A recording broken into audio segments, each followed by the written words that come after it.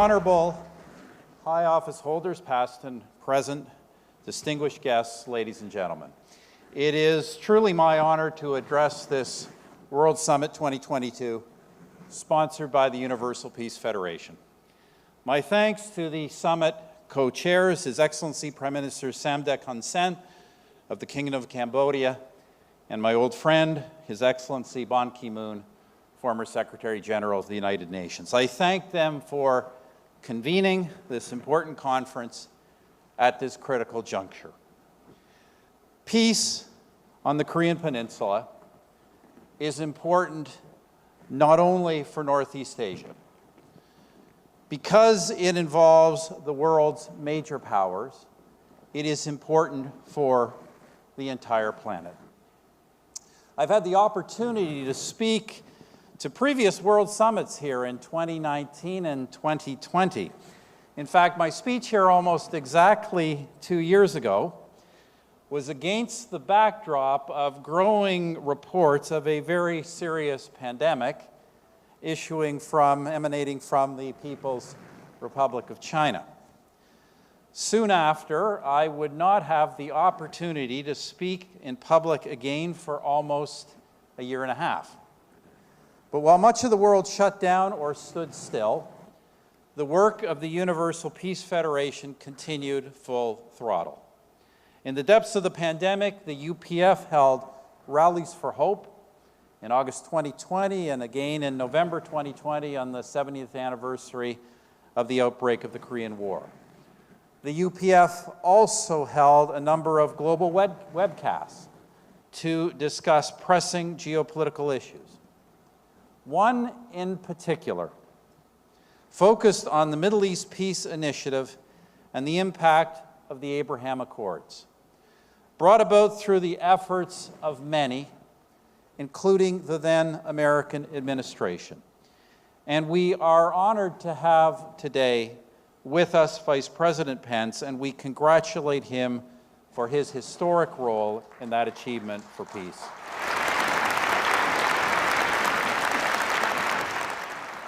And so the work of the Universal Peace Federation has continued without pause or fatigue.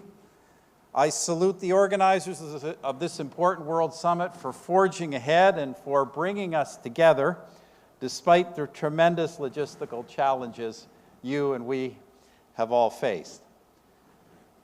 These UPF online events and conferences are notable not only for their relentless pursuit of humanity's most important missions, but also for their uniqueness in assembling together with world political leaders, spiritual leaders, business leaders, women's leaders, media leaders, leading academics, and leading artists, all dedicated to continuously exploring the routes to peace and reconciliation on the Korean Peninsula and elsewhere. This gathering is no exception, with a confirmed participation in person and online from 157 countries, including 45 current and former heads of state, government, and national legislatures, along with accomplished experts in every field of human endeavor. I want to join in sincerely congratulating Dr. Hak Ja Han Moon for her leadership and commitment to peace in Korea and throughout the world.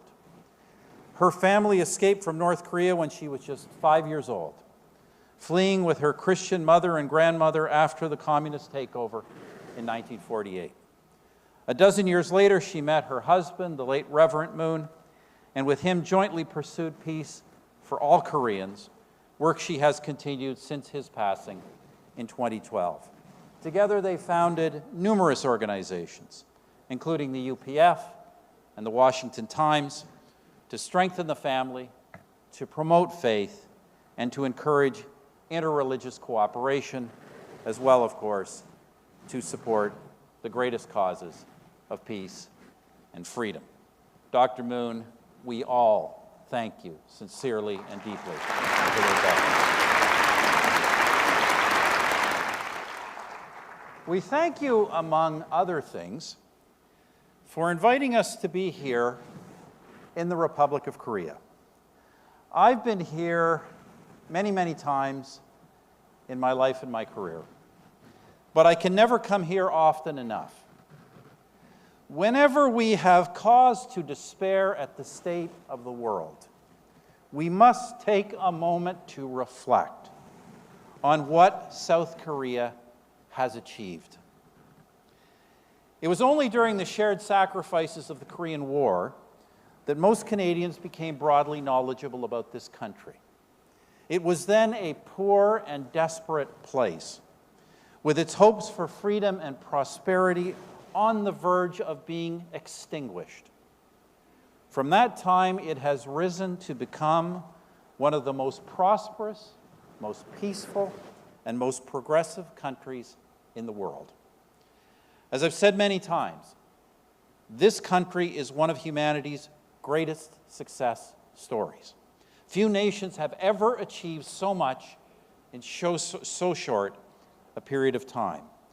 And I hold out a similar hope that the North may someday enjoy the same progress, freedom, and prosperity. In Canada, the Korean community has likewise grown and prospered during that period of time. It is now some 200,000 strong, a critical part of a relationship continuously broadened by the exchanges of teachers, students, tourists, and business people. And of course, I'll be forever proud of the enormous step forward my government took in relations with the Republic of Korea when we concluded the Canada-Korea Free Trade Agreement in 2014. Under it, we have witnessed the continual growth of our commercial relationship, making South Korea today Canada's 7th largest trade partner. None of this is to deny the enormity and persistence of the problem that the DPRK in the North continues to present, and for which in the days to come, I and many others will explore the options. But it is to say that for good reason, we have hope, we have faith, and we have a great love for this country, all of which will keep us and your many other friends and allies by your side through the challenges and opportunities and the inevitable unity and peace that await the Korean nation. Thank you again for the opportunity to be here, to speak to the Universal Peace Federation, and to once again be part of your efforts to reconcile the peoples of the world and to bring about peace among the nations. Merci beaucoup.